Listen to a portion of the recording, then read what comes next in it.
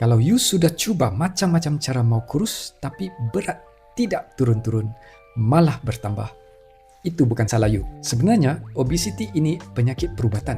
It is not a willpower problem, not a nutritional problem. No, it's a medical problem yang ada cara rawatan yang berkesan. Wegovy dan Mounjaro bukan pengganti usaha you seperti exercise atau diet yang sihat, tapi ia membuat segala usaha you menjadi lebih berkesan.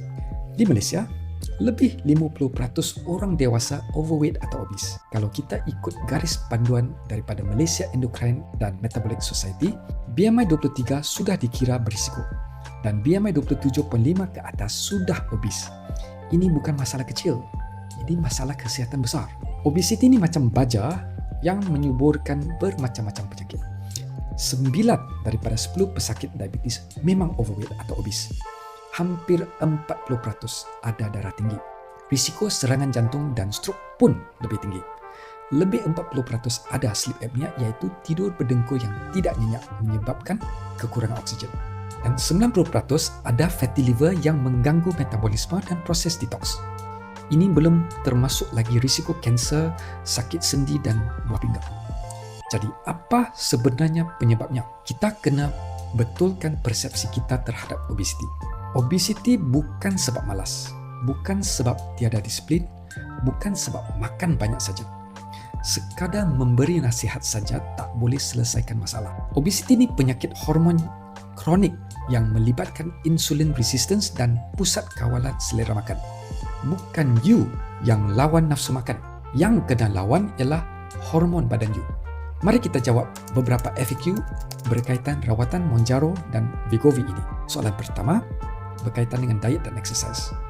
Kenapa berdiet dan senaman selalu gagal dan lepas tu lagi susah kita mau kasih kurang berat badan? Exercise dan berdiet mengaktifkan hormon survival. Ia menyebabkan metabolisme jadi perlahan dan nafsu lapar bertambah kuat. Jadi berat badan yang mula-mula turun tiba-tiba naik mendadak selepas kita berhenti exercise dan diet. Senaman memang bagus untuk kesihatan, tapi ia tidak repair masalah hormon obesity. Bila kita sudah faham hukum biologi ini, kita sedar usaha paksaan saja tidak cukup. Soalan kedua, apa bezanya Mounjaro, Wegovy dengan ubat kurus seperti Phentermine? Ubat GLP-1 seperti Mounjaro, Wegovy mengurangkan nafsu makan secara semula jadi dan membuat kita rasa puas walaupun makan sedikit. Phentermine pula merangsang sistem saraf sampai otak kita keliru rasa lapar. Itu sebabnya ubat ini kerap ada side effect seperti jantung berdebar, rasa cemas dan berat senang naik balik. Soalan ketiga, apa bezanya Wegovy dengan Mounjaro? Wegovy fokus pada kawalan selera makan.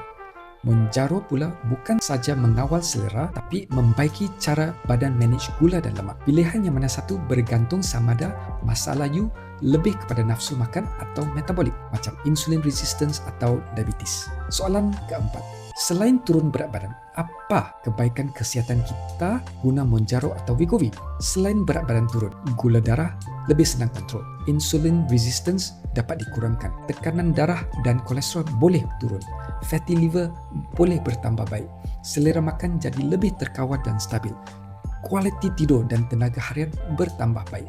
Kalau selama ni you berjuang untuk kasih kurus badan tapi gagal, jangan putus asa. Sekarang dengan Mounjaro atau Wegovy, kita ada harapan baru untuk mencapai susuk badan yang kita idamkan selama ni secara sihat. Buatlah temu janji dengan Health Renew Clinic. Kita bincangkan strategi turun berat badan. Okey?